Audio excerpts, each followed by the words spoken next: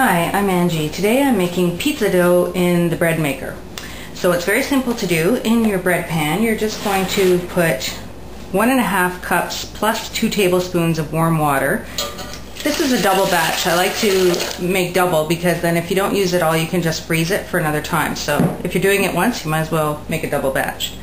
Then I'm going to add 4 tablespoons of vegetable oil. I'm using a good quality olive oil. And we have 4 cups of all-purpose flour. You just want to make sure that you don't exceed the capacity of your particular bread machine.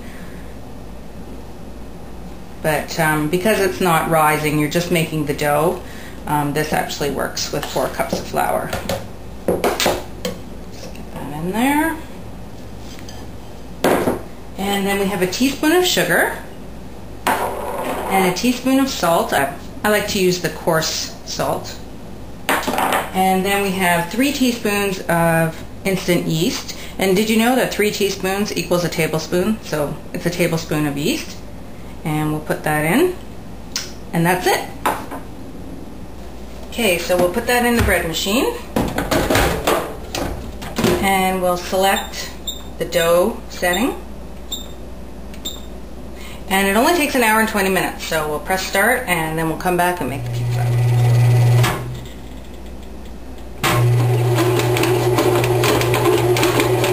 Half an hour to go and it's risen almost to the top of the pan. We're almost there. We've got 2 minutes to go and it's risen way above the top now. Okay, the dough's ready. We can take it out of the bread maker and roll it out. So you have enough dough for 2 12 or 14-inch pizzas, but what I like to do is make small individual pizzas that are about 8 inches around. So I just usually cut off a bit of dough, about that much, kind of get it into a circle, and lightly floured counter. And the dough is going to be very elastic at this point, so I roll it out a bit and then just let it rest. See how it retracts back in? So you let it rest and then it will be a little more forgiving for you. Then I'll go on to the next one. By the time you've done all of them, you can go back to the start and finish rolling out. So then you just preheat your oven to as high as you want. I like to use a pizza stone and I usually bake it at about 430 degrees, but you can go higher if you want. And then you just put your pizza sauce on and your favorite toppings and bake for about 20 minutes. And it's just really, really good. You might enjoy homemade pizza so much you'll never order out again. Okay, so I got 5 individual pizzas out of that. I have a family of 5, so that's perfect for us. But what you can do is, instead of rolling these out completely, just put them between some wax paper and put them in a plastic bag in the freezer. And then you can just pull them out when you need them, let them thaw in the fridge overnight or on the counter for an hour or so. And now I can go back to this one. It's relaxed for a little bit and finish rolling it out to the size that I want.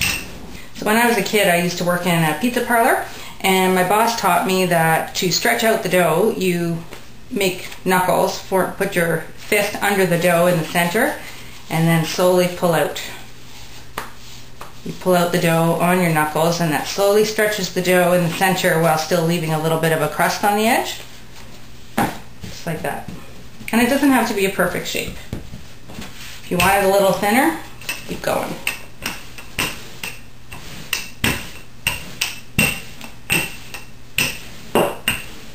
Looks good. Okay, I'm going to whip up an individual mini pizza just so you can see how it bakes up and how it looks when it's all done.